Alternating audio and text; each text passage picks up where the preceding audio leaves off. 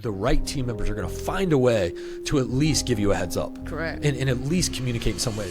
I had hired some folks in the Philippines, and they have a bunch of storms, right? Yeah. And so their power would be out for days at a time with no notice. Mm-hmm. And I was tolerant of that. I was like, they're team members. Let's give them the benefit of the doubt. They're good to go.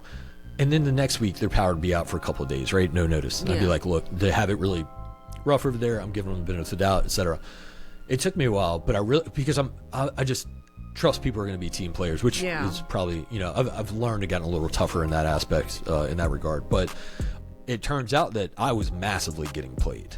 I was massively getting played. And so I learned from that. And I was like, oh, okay. Because I think what happened is I started hiring other people, and they were like still working. Mm-hmm. And I was like, oh. And so I wanted to feel bad for these people, and I was like, no, give them another week. Maybe I'll hear from them next week. Maybe I'll hear, but I'm like, in the meantime, we need to cover and move and make sure our team is, but maybe they'll come back next week. I heard it was a bad storm. Yeah. And so I realized I was getting played, and I learned that at every hire now, the RTMs need to have backup internet and backup power. And what I've learned is that the good team members, the people that do care and that want to come in and do work and care about the company, will let you know when something, they will find a way to let you know that something, even if a storm is expected, they'll say, hey, look, storm's expected, it's going to hit here, this is about what, just a heads up. We may be going through, so there's an earthquake recently in the Philippines, and the team let us know, and some people were sending memes they were here sending a gif of them, the whole world is shaking, they're working from under the desk or whatever, and they're like, this is me currently or whatever.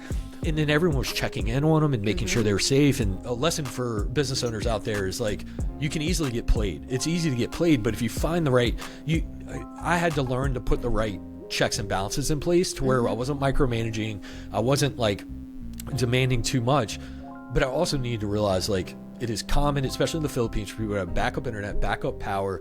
They know they should have it, and then require that as a condition of hire. And then the right team members are going to find a way to at least give you a heads up. Correct. And at least communicate in some way. But I was literally allowing team members to go weeks without contacting us, but I felt bad for them. I was like, oh my God, I hope they're okay. You were just trusting at what they were saying was right.